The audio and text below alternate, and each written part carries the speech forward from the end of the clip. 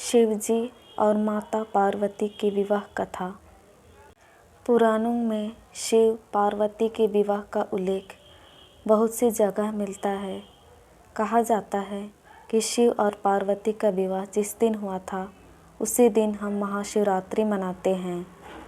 महाशिवरात्रि 2023 फरवरी 18 यानी कल है और आपने भी बड़ी धूमधाम से तैयारियां शुरू कर दी होंगी।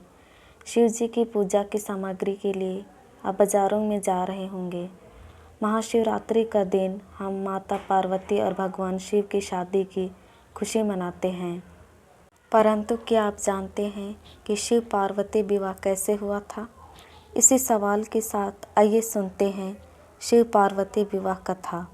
माता पार्वती भगवान शिव से विवाह करना चाहते थे। सभी देवता इस रिश्ते से खुश थे और सभी चाहते थे कि पर्वतराज कन्या माता पार्वती और भगवान शिव का विवाह हो।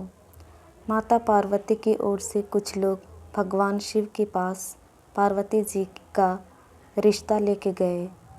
शिव जी जो तपस्वी हैं, वे किसी रिश्ते नाते में नहीं बांधना चाहते थे। रिश्ते की खबर सुनकर वे क्रोधित हो उठे और उन्होंने अपनी तीसरी आँख खोली। उसके प्रकोप से रिश्ता लेकर आए लोग भस्म हो गए।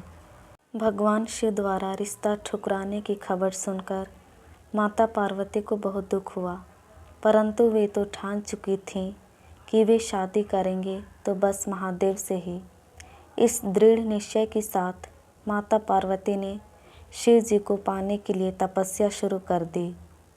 उनकी तपस्या से सभी जगह हाहाकार मच गया।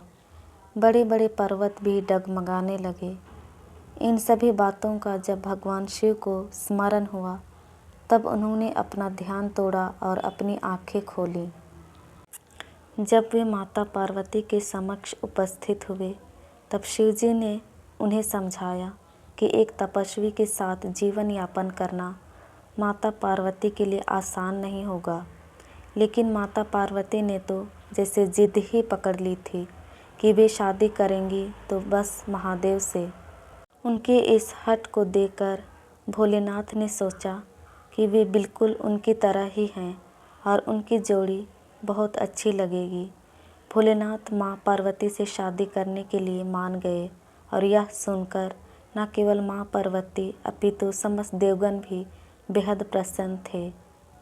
माँ पार्वती के घर में इस शादी को लेकर जोरों शोरों से शादी की तैयारी शुरू हो गई थी।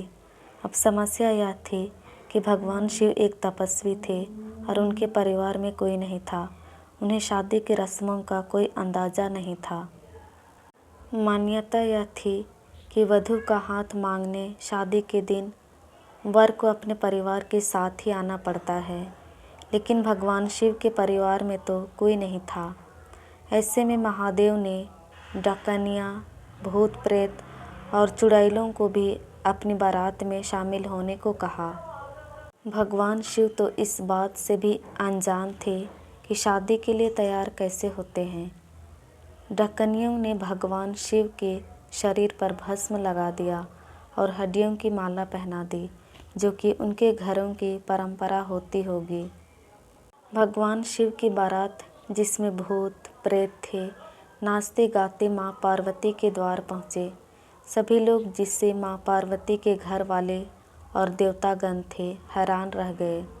भूतों को देखकर घर की महिलाएं डर कर वहाँ से भाग गईं। महादेव को इस रूप में देखकर उनकी सास यानी माँ पार्वती की माँ ने उन्हें अपनी बेटी का हाथ देने से इनकार कर दिया। माता पार्वती और शिव जी के विवाह की परिस्थितियों को बिगाड़ता देख पार्वती जी ने महादेव से अनुरोध किया कि वे उनके रीति रिवाज के मुताबिक शादी करें। भोलेनाथ ने माँ पार्वती की इस प्रार्थना का मान रखा। पार्वती जी ने सभी देवताओं को उन्हें तैयार करने का निवेदन किया।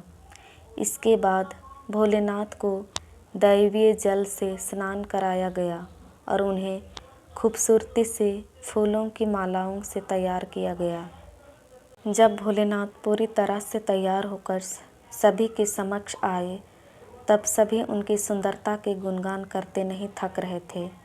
जब उन्हें माता पार्वती की मां ने देखा तो उन्हें अपनी बेटी की शादी शिव जी से कराने में कोई आपत्ति नहीं हुई।